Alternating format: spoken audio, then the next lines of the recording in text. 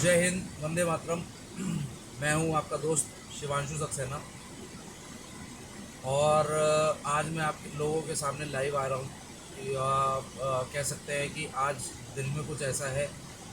दिल में एक ऐसा जज्बा है क्योंकि बीते दिनों जो भी भारत और पाकिस्तान के बीच में रहा है, जो भी चीज़ें हुई हैं या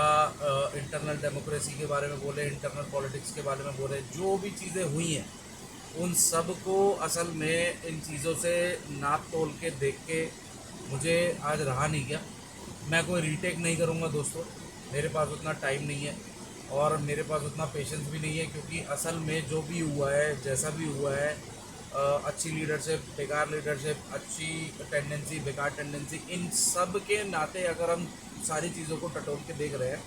तो सिर्फ दो ही चीज़ों पे पहुंच रहे हैं कि बॉस, पहली चीज़ ये समझना ज़रूरी है कि आज की डेट में, आज के सिचुएशन में जहाँ हम 2025 में जी रहे हैं, एक मॉडर्न एज आ चुकी है, एआई का दौर आ चुका है, बहुत सारी चीज़ें बहुत एडवांस हो चुकी है पहले के मुकाबले। तो दिल में बहुत सारी चीज़ें हैं जिनको मैं आज आपके सामने थोड़ा सा रखना चाहता हूँ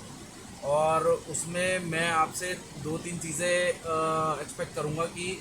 अगर वीडियो रिकॉर्ड करते पे या मेरे गेस्चर, मेरे इमोशंस में अगर आपको कुछ भी चीज़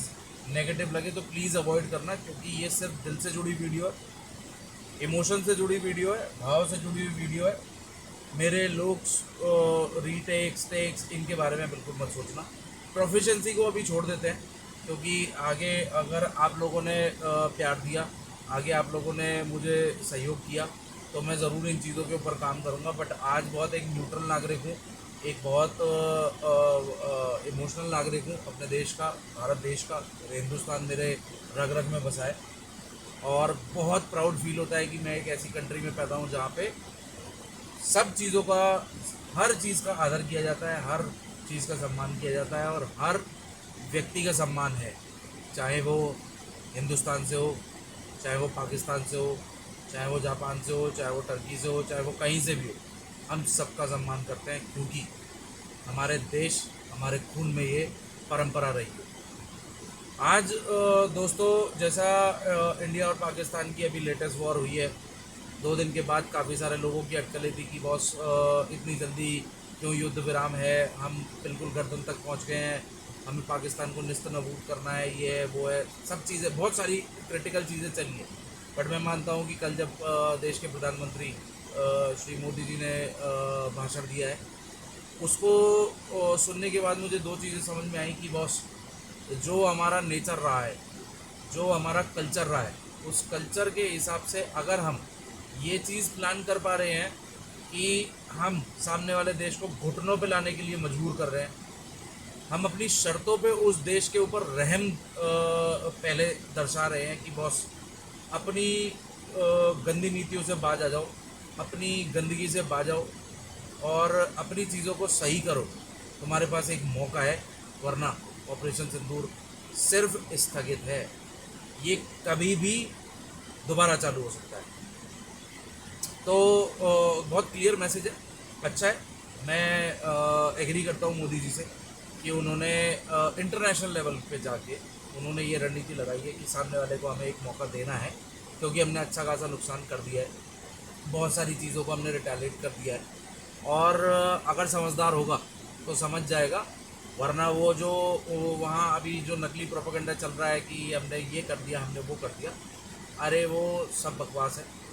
वहाँ की लोकल गंदी न्यूज़ जो वहाँ के भोले वाले नागरिकों को सुनाई जा रही है, उनके अंदर एक अहम पैदा किया जा रहा है कि पाकिस्तान कितना वीर है, पाकिस्तान कितना ताकतवर है, ये सब बकवास है। वहाँ पे ऐसा कुछ भी नहीं हुआ है। इंडिया ने उनके साथ जो हालात पैदा किए हैं उसमें उनको बहुत टाइम लगेगा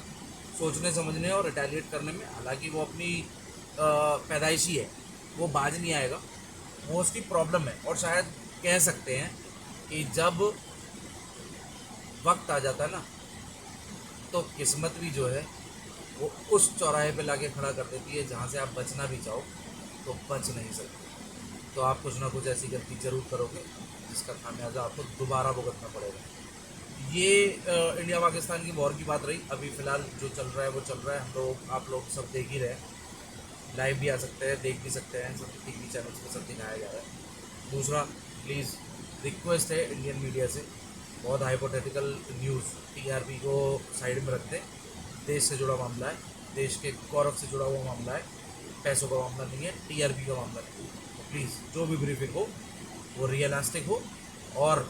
जो भी हमारे जनरल्स, जो भी हमारे मेजर्स और जो भी हमारे सेना के प्रमुख बैठ के जब ब्रीफिंग कर दें, उसके बाद अपने चैनल्स पे आप न्यूज़ देते आइए और इस देश के नागरिकों को सच और भारत के शौर्य की गाथा बिल्कुल सच सच बताइए। क्योंकि मेरे देश का, मैं जानता हूँ, मेरे देश का जो जवान है, जिसकी वजह से मैं आज अपने घर पे बैठ के फल फूल रहा हूँ, निश्चिंतता से मैं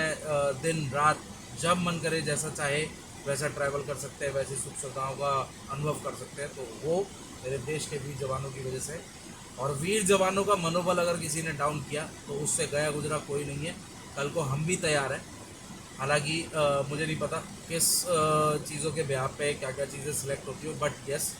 देश हित और देश के लिए कोई बात हो तो हम भी अपनी आर्मी, अपनी नेवी और अपने मिलिट्री के साथ कंधे से कंधा मिला के चलने के लिए 24 घंटे 7 दिन 365 दिन बिल्कुल तैयार हैं, हर एंगल पे तैयार हैं। 5 दिन की ट्रेनिंग और हम भी सैनिक बन के अपने दुश्मन देश के साथ वैसे ही लड़ेंगे जैसे हमारी आर्मी लड़ती है। मैं मनोबल की बात नहीं कर रहा हूँ, मैं सिर्फ जज्बे की बात कर रहा हूँ। ये जज्बा मेरा है और मेरे जैसे बहुत सारे ऐसे लोगों का है जो अपने देश के लिए बहुत कुछ कर गुजरने की बात करते हैं।